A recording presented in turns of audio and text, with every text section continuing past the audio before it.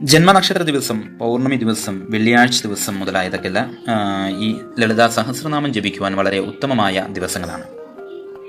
ഒരു പൂർണ്ണ കുംഭത്തില് ഈ സഹസ്രനാമം ജപിച്ച് അഭിഷേകം ചെയ്യുകയാണെങ്കിൽ വീട്ടിലുണ്ടാകുന്ന പ്രയാസങ്ങളെല്ലാം തന്നെ മാറും.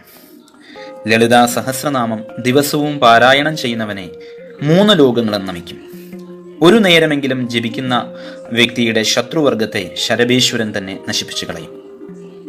ഈ നാമം ജപിക്കുന്ന ഭക്തനെതിരെ ആരാണോ ആഭിചാര ക്രിയകൾ ചെയ്യുന്നത് അവനെ പ്രത്യംഗരാദേവി ഇല്ലാതെയാകും. തന്റെ ഭക്തനെ ആരാണോ ക്രൂരദൃഷ്ടിയാ നോക്കുന്നത് അവനെ മാർത്താണ്ഡ ഭൈരവൻ വകവരുത്തുമെന്നാണ് പറയുന്നത്. ലളിതാ സഹസ്രനാമം ജപിക്കുന്ന വ്യക്തിയുടെ ധനത്തിനെ ആരാണോ കവർന്നെടുക്കുന്നത് അവനെ ക്ഷേത്രപാലൻ വധിച്ചിടും. ലളിതാ സഹസ്രനാമം ജപിച്ചുകൊണ്ടിരിക്കുന്ന ഭക്തനോട് യുക്തിവാദം നടത്തുന്നവരിൽ നകുലീദേവി വാക്സ്തംഭനം വരുത്തും.